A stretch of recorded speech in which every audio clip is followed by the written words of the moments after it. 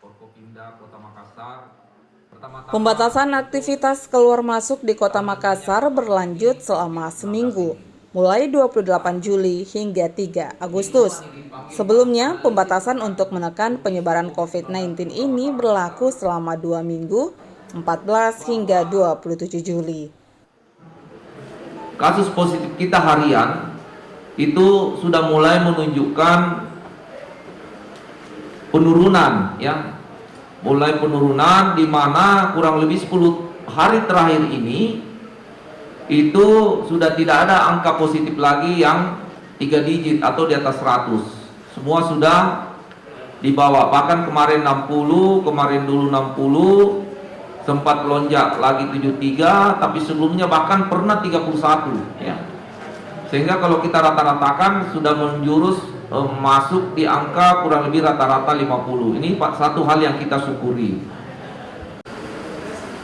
Nah, nilai positif ini, hal tersebut ini sebenarnya adalah di satu sisi kita menyukuri bahwa ini adalah hasil dan upaya kita bersama, sinergi yang begitu erat, sinergi yang begitu kompak antara semua unsur, ya, unsur TNI, unsur Polri, PP, ya, unsur-unsur masyarakat, organisasi kemasyarakatan, ya, semua unsur kelihatannya betul-betul bersatu padu, bersinergi, dan mulai memahami akan pentingnya protokol kesehatan. Ya. Kita sudah sampaikan, ya, bahwa kita tidak ingin pembatasan yang kita telah lakukan itu lantas menjadi longgar, ya, apalagi menghadapi Hari Raya Idul Adha.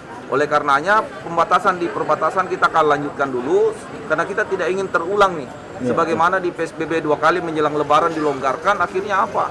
Kasihan masyarakat kita yang sudah berkorban selama PSBB harus mengalami juga penderitaan akibat ada orang-orang yang tidak mematuhi protokol kesehatan akibat kelonggaran tadi. Untuk tadi kami sampaikan kita akan perpanjang kurang lebih seminggu dulu. Jadi 3 hari setelah Lebaran ya kita evaluasi lagi.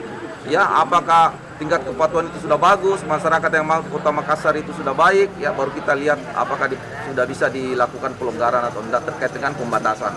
Tetapi ingat bahwa pengawasan protokol kesehatan itu berlanjut terus, ya itu nggak ada batasnya.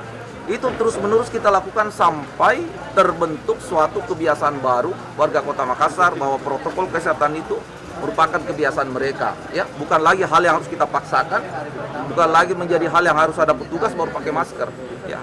Pejabat Wali Kota Makassar, Prof. Rudi Jamaluddin mengatakan, menjelang Hari Raya Idul Adha atau Hari Raya Kurban, penerapan Perwali nomor 36 tahun 2020 mesti diperketat.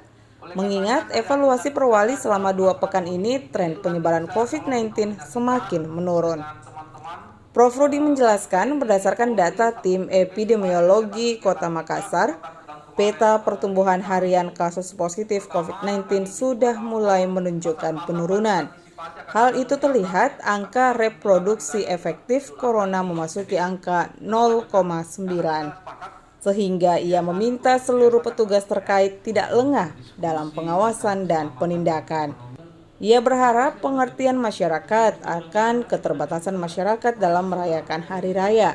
Dalam surat edaran tata cara salat Idul Adha dan pemotongan hewan kurban, masyarakat tidak bisa sholat di lapangan dan hanya diperbolehkan di masjid-masjid yang penerapan protokol kesehatan ada.